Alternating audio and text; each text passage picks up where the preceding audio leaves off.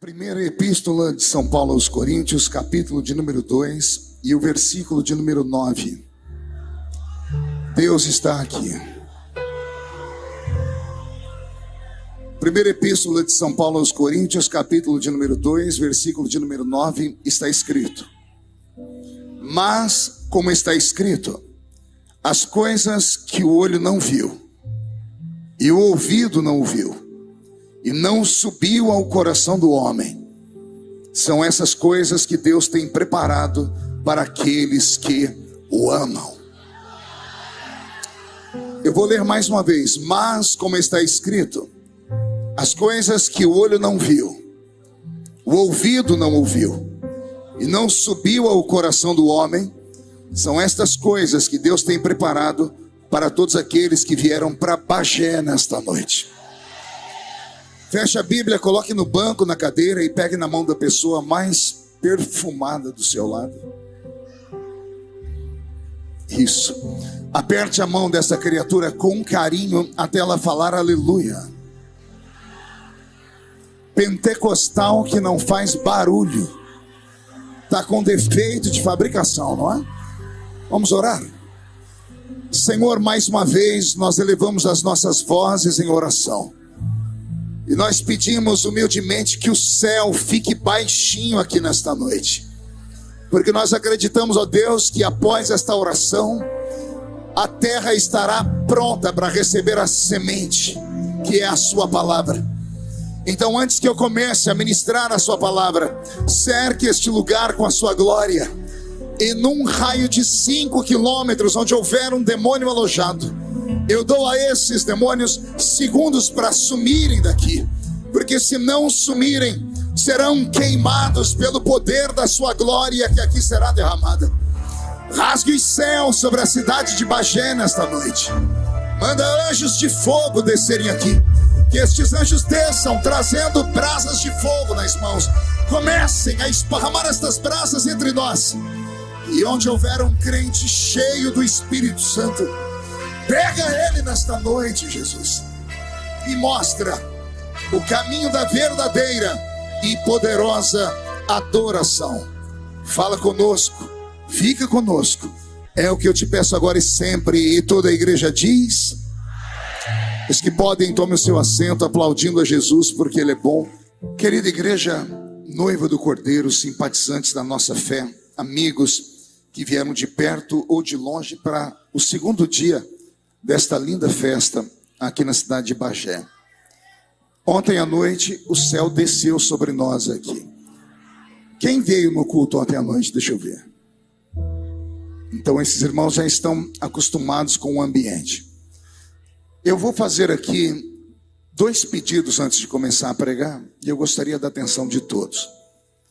Eu tenho muita dificuldade de estar pregando com as pessoas andando na minha frente, correndo, crianças correndo. Eu sei que é muito difícil conter uma criança num culto como esse, mas eu preciso que vocês me ajudem. Amém?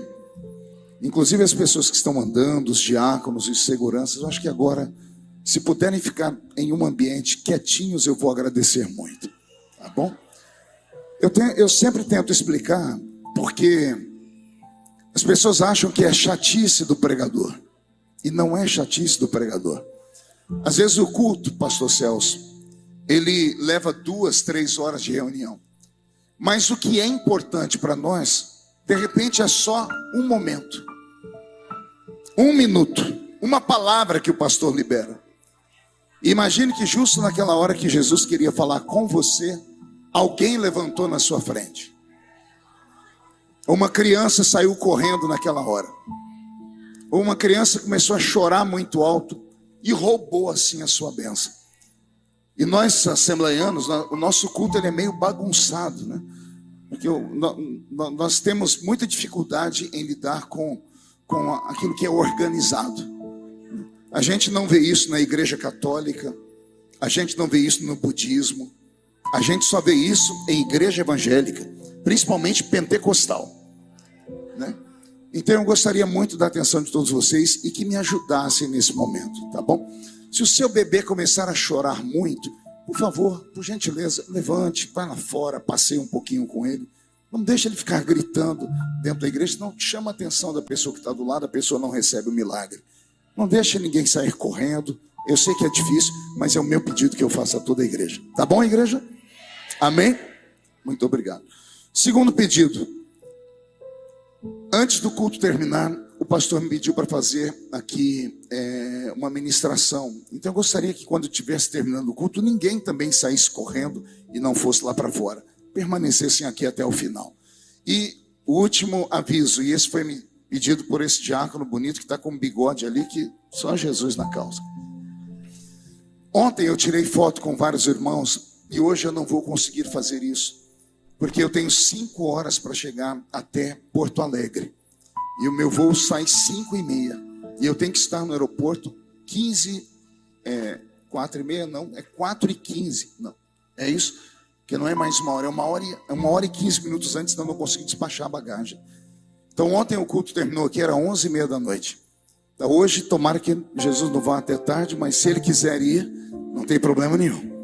Tá, mas quando terminar eu vou ter que sair aqui. Vou pedir aos irmãos para me deixarem sair. Tá, que ontem os irmãos me agarraram aqui, eu quase quebraram o meu braço. Eu sei que é carinho e eu gosto de carinho, mas hoje eu não consigo fazer isso. A igreja entende? No ano que vem eu acho que eu vou voltar aqui de novo. Aí, em vez de chegar no sábado, eu chego na sexta. Aí fico sexta, sábado, domingo. Aliás, eu vou ficar aqui o ano inteiro. Pronto, agora olhe para o seu irmão e diga: você entendeu? Vamos dar glória a Deus nesse culto? Esse glória foi muito pequeno. Pode ser um pouquinho mais alto? Amém. Você falou com eles, Roberto? Explicou o que eu te pedi aqui? Você já falou? E o que eles falaram? Então tá bom, obrigado. Beijo no coração, viu? Quem pode nessa noite só dar mais um grito de glória para eu me encontrar aqui? Mude a música para mim, Roberto. Na mesma linha de ontem, onde nós falamos sobre a unção de Deus, a presença de Deus, sem a qual a igreja não consegue caminhar.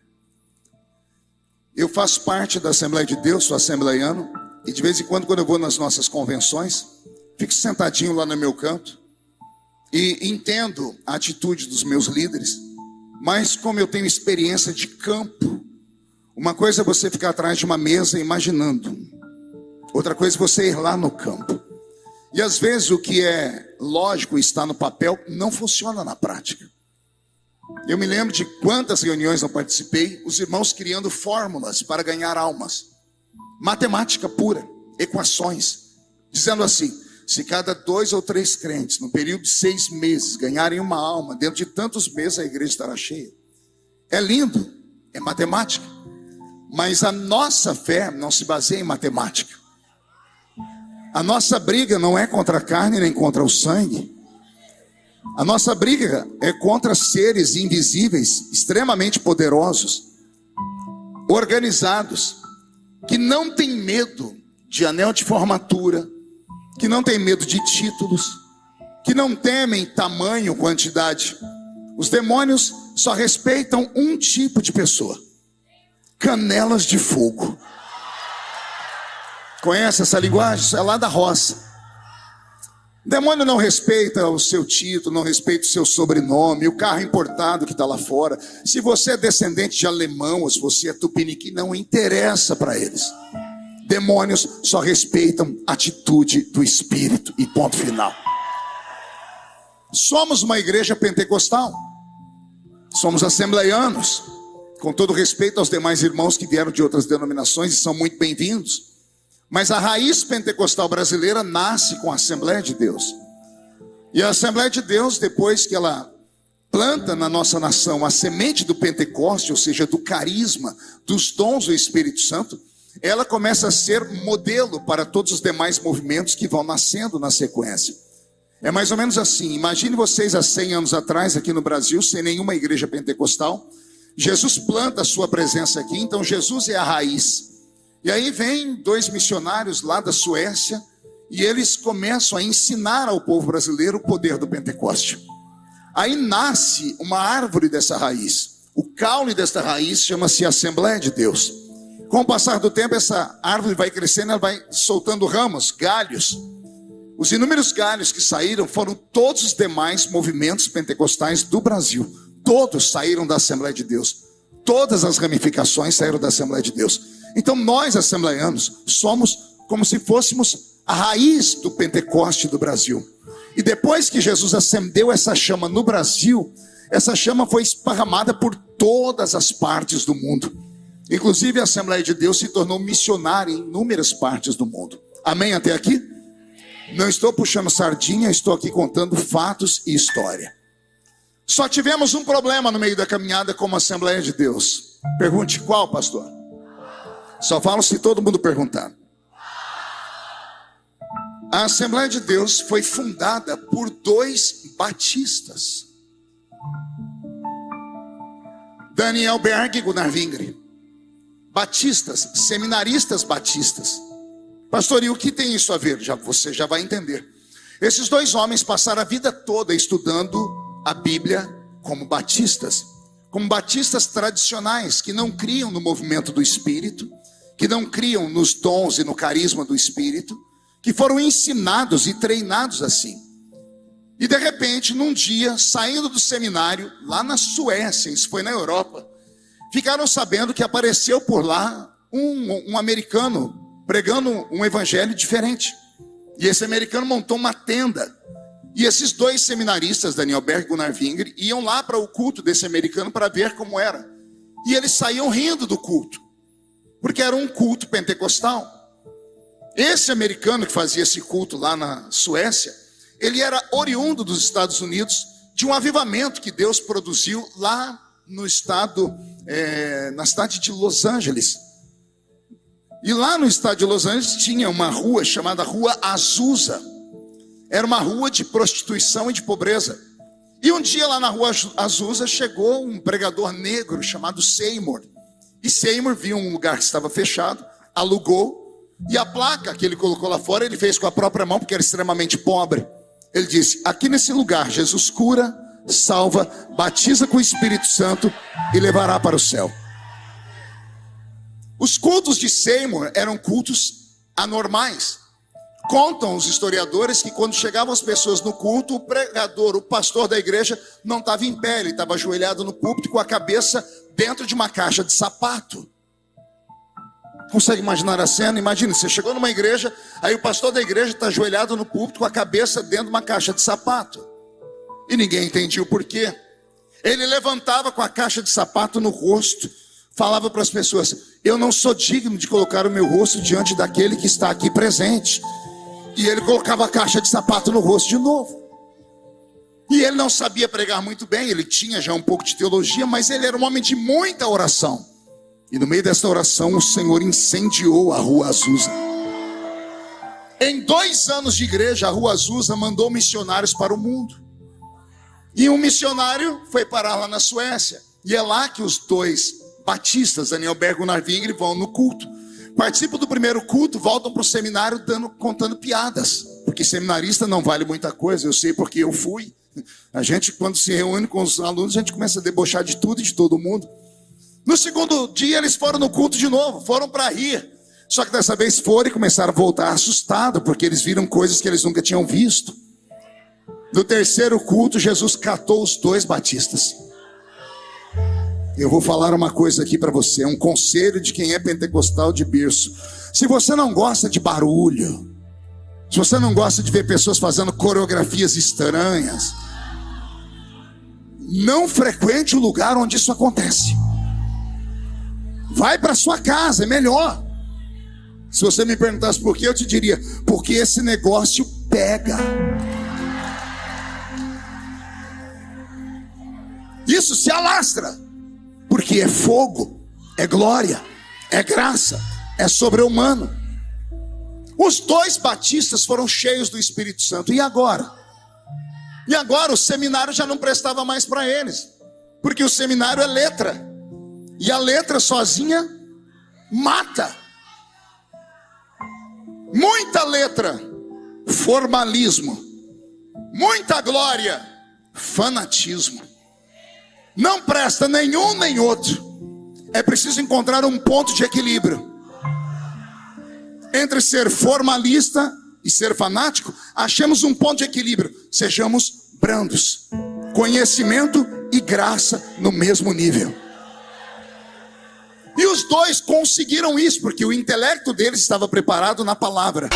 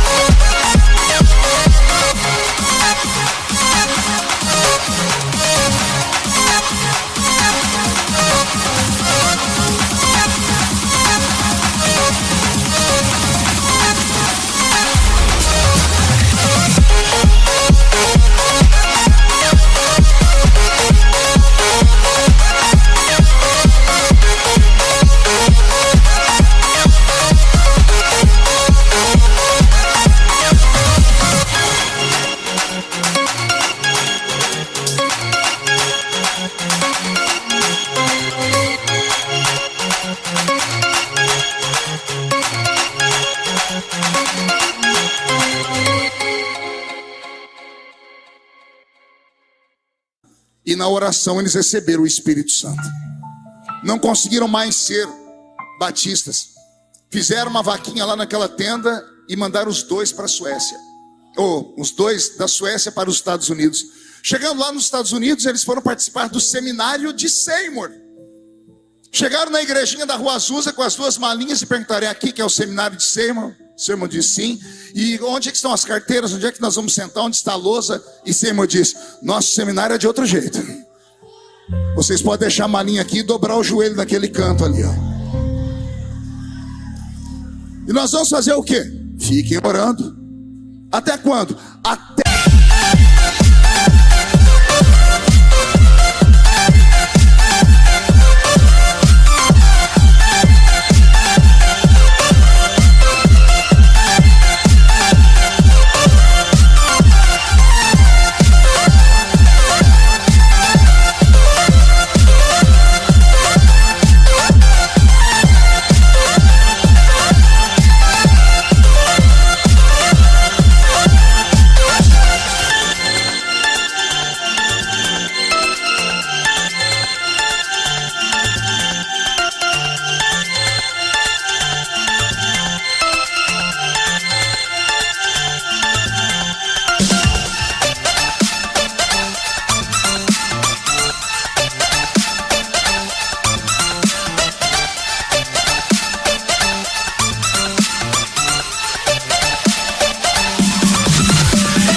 do alto serem revestidos de poder. Então o seminário que eles tiveram com Seymour foi em pura oração. E um dia na oração, eles já cheios do Espírito Santo, levantou um profeta e disse: a missão que eu tenho para vocês dois é numa cidade chamada Belém. Os dois pegaram o mapa mundi, rodaram o mapa mundi e acharam duas Belém. Uma está no Oriente Médio e ela é dominada por muçulmanos. E lá, se tentasse pregar o evangelho naquela época, você era morto. Tentaram achar outra e acharam outra Belém, que ficava no meio do mato, onde tinha cobra grande, onde tinha onça, num país chamado Brasil. Os dois saíram de lá e vieram para o nosso país, desceram lá em Belém, no porto de Belém. Como os dois não falavam uma única palavra em português, olha o desafio.